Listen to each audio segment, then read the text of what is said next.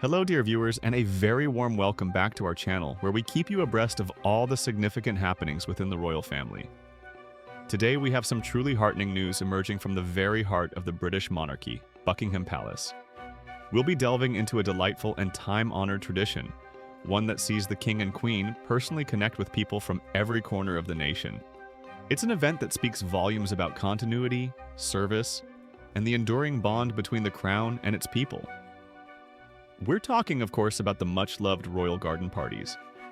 Before we step into the magnificent grounds of the palace, do take a moment to like this video if you appreciate these royal insights, and if you haven't already, please consider subscribing to our channel and clicking that notification bell so you never miss an update from us.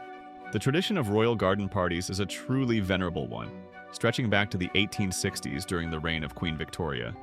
Initially, they were known as breakfasts, despite being held in the afternoon, and presented an opportunity for the monarch to host a wide array of individuals in a more relaxed, albeit still grand setting than a formal investiture or state banquet. Over the decades, these gatherings have evolved, yet their core purpose remains: to recognize and celebrate public service, and to allow members of the royal family to meet and converse with a diverse representation of the United Kingdom's populace.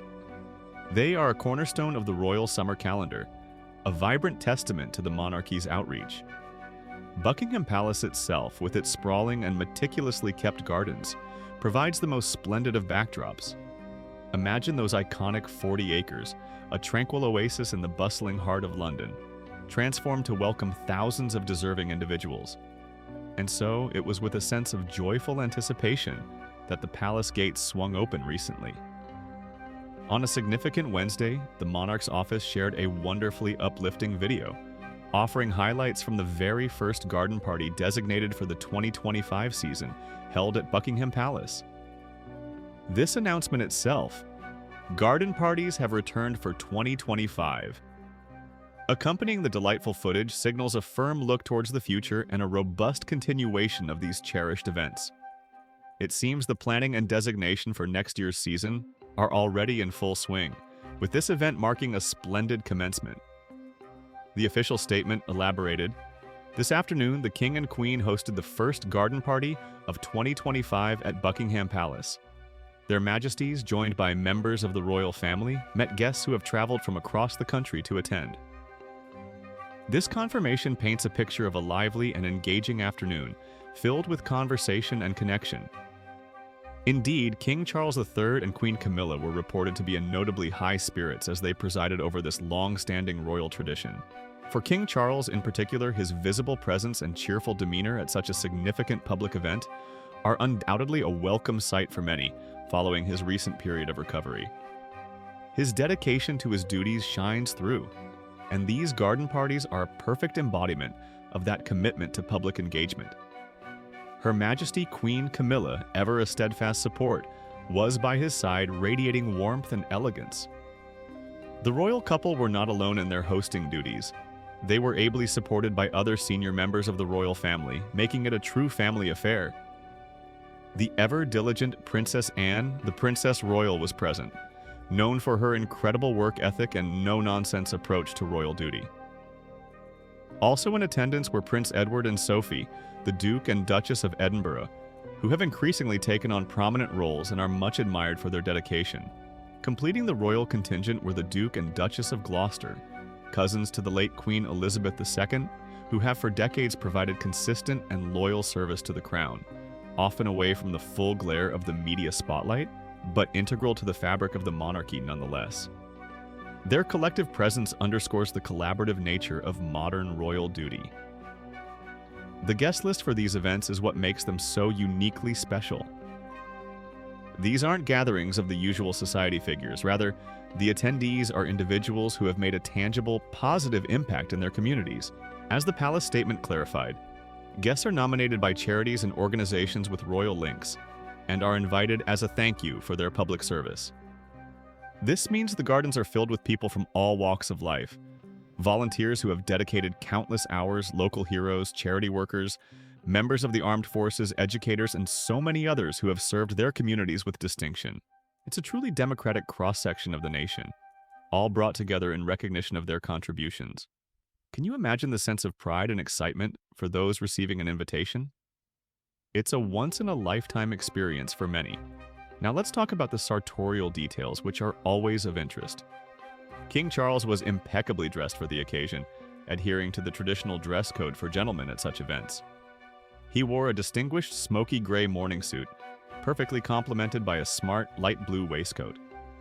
The ensemble was completed with the requisite top hat, an emblem of formal daytime wear, and, ever prepared for the vagaries of the British weather, an umbrella.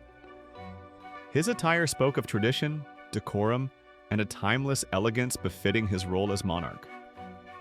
Queen Camilla, meanwhile, was a vision in a beautifully chosen teal dress. The color was both vibrant and sophisticated, and she paired this with a truly glittering piece of jewelry from the famed royal collection. While the specific piece wasn't named, the mention of it being from the royal collection immediately conjures images of historic and breathtaking gems, adding an extra touch of regal splendor to her appearance. Her ensemble was both appropriate for the occasion and wonderfully stylish. One of the fascinating aspects of how these garden parties are managed is the system designed to maximize interaction. With several thousand guests in attendance, typically around 8,000 for each party, it would be impossible for the royals to meet everyone individually without a plan. Therefore, at the event, members of the royal family circulate among the guests through specially designated lanes. These are, in essence, pathways created within the crowds, allowing the king, queen, and other royals to walk amongst their guests, stopping frequently to chat with as many people as possible. This method ensures that every guest has a reasonable opportunity to see, and perhaps even exchange a few words with, a member of the royal family. It's a carefully orchestrated yet seemingly informal way to facilitate these personal encounters. One can only imagine the buzz of conversation, the shared stories, and the memorable moments created during these interactions. The significance of these garden parties cannot be overstated. They are an important and highly effective way for members of the royal family to speak directly to a broad range of people from diverse backgrounds, professions, and regions. Each guest has a story, each has contributed positively to their community, and these events provide a platform for that service to be acknowledged at the highest level. It's a powerful gesture of recognition and a vital tool for the monarchy to remain connected to the grassroots of the nation. Beyond the personal interactions, the atmosphere itself is part of the magic military bands typically play, and guests are served traditional afternoon tea complete with sandwiches, cakes, and, of course, tea. With around 27,000 cups of tea and 20,000 sandwiches and cakes consumed at each party in a typical year. It's a grand yet welcoming affair. Looking ahead, the palace has also announced that this is just the beginning of the garden party season. There will be 2 more such garden parties held at Buckingham Palace during the summer, along with one typically held at the Palace of Holyrood House in Edinburgh. This commitment ensures that many more thousands of deserving individuals will have the chance to experience this unique royal tradition. It's a clear indication that under King Charles III, these cherished customs, which foster such goodwill and offer profound recognition, will continue to be a celebrated feature of the royal calendar. The release of the video highlights by the monarch's office is also a nod to modern communication, allowing a wider audience to share in the joy and understand the purpose of these remarkable gatherings. In summary, the first royal garden party of the designated 2025 season at Buckingham Palace was, by all accounts, a resounding success. It saw King Charles and Queen Camilla, accompanied by other senior royals, in excellent spirits, engaging warmly with thousands of guests invited as a heartfelt thank you for their invaluable public service. From the historic tradition underpinning the event to the meticulous planning that allows for personal interactions and the sheer joy it brings to those recognized, these parties remain a vibrant and meaningful expression of the monarchy's role in national life. This event certainly gives us much to reflect upon regarding the enduring importance of tradition, community recognition, and the personal touch in public life. It's a reminder of the countless individuals quietly working to make their communities better places, and the value of acknowledging their efforts in such a distinguished manner.